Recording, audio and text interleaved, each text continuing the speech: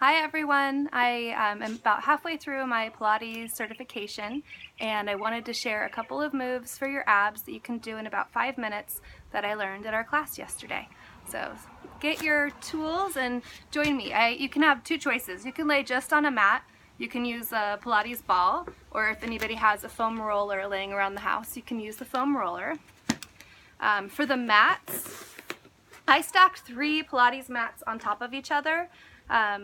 Or 3 yoga mats. So yoga mats are meant to be able to feel the ground underneath your feet, so they make them a lot thinner than a Pilates mat. A Pilates mat is more for rolling on your spine, so you need a little bit more cushion. So I happen to have 3 laying around, so I stacked those together, but get something nice and cushy behind your back whenever you're doing a Pilates workout at home. So we are going to sit on the foam roller or on the ball. I might do both. The ball requires a little bit more stability, which gives you a little extra workout. So we'll go ahead and gracefully get on here. Yay!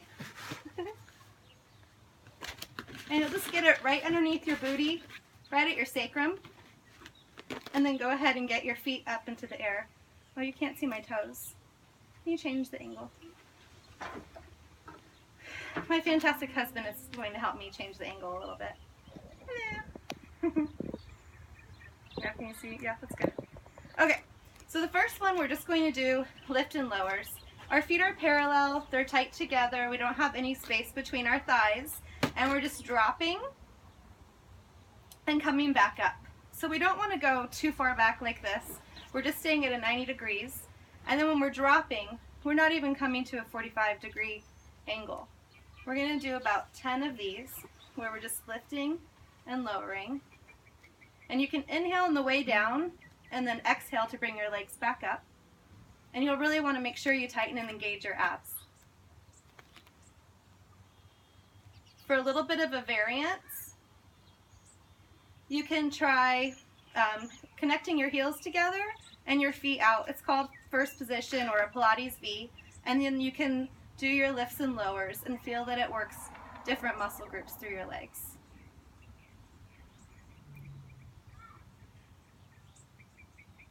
And next we're going to do scissors.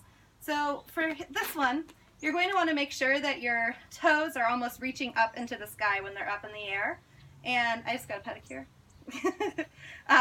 You will want to have them reaching long, and they're just going to scissor kick. So you'll go in 2 pumps. So 1, 2, 1, 2, 1, 2. And that 1, 2 is a double exhale. So in Pilates breath, it would be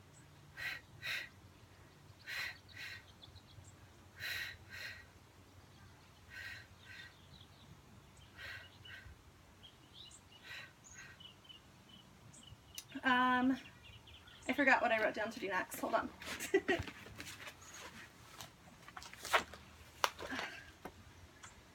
Oh yeah, windmill. Windmill's really pretty. So in windmill, you're going to do the same thing. You're going to get this roller right behind your booty. I kind of like the ball a little bit more, but this works well. And you're going to do kind of like the scissor, but just like a 1 beat. So you'll go 1, 2, and then you're windmilling around. And then you cross the middle 1, 2, and then you windmill around. 1, 2, windmill around. 1, 2, windmill around. 1, 2, windmill around. 1, 2, windmill around. When you're windmilling around, if you start to feel like it's a little crunchy in there and your tendons are rubbing together, you can just do a little bit smaller of a windmill, and you should get less of that crunch in there. Huh? Heel beats. Oh, thank you. My hubby's telling me heel beats. I had it down next. Okay, so heel beats. We're going to go back to that heels connected. They're almost like they're glued together. You can't really see, but glued together here. I'll put down into a more like a 45 so you can see my heels. They're glued together. And we're going to tap them 1, 2, 3. And we're going to do some different variations. So we can go 1, 2, 3, and then we can split. So point and then flex back together to get the heels connected. 1, 2, 3. Point your toes. Go out, come back in. 1, 2, 3. Point.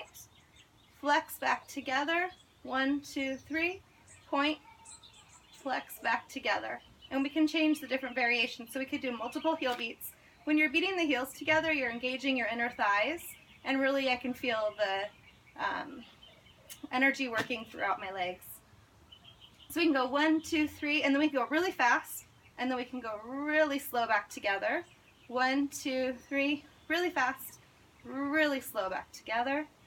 1, 2, 3, fast, and then slow. And we can also go the other way.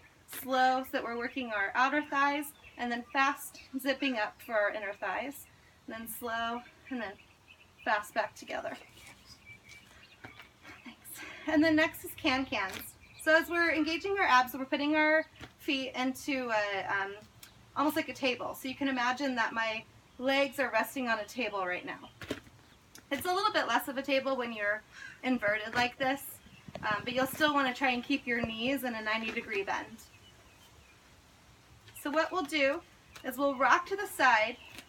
If you're rocking to your right, your left booty is going to lift off a little bit, and then you're going to extend together, come back down to that tabletop position, roll to the other side. I'm going to the left now.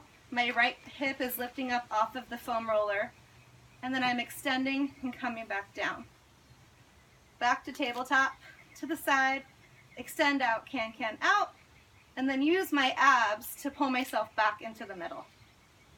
We'll go to the next side, can out, back to the middle using my abs and my inner thighs, and then going to the next side, my hip lifts, and I can out again, and back to the middle.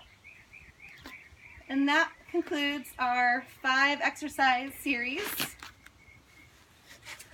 I said it works abs, but I think it actually works your inner thighs and your legs a little bit more than the abs when you're up on a foam roller. If you want a little bit more of an ab engagement, you could try just also going right on the floor.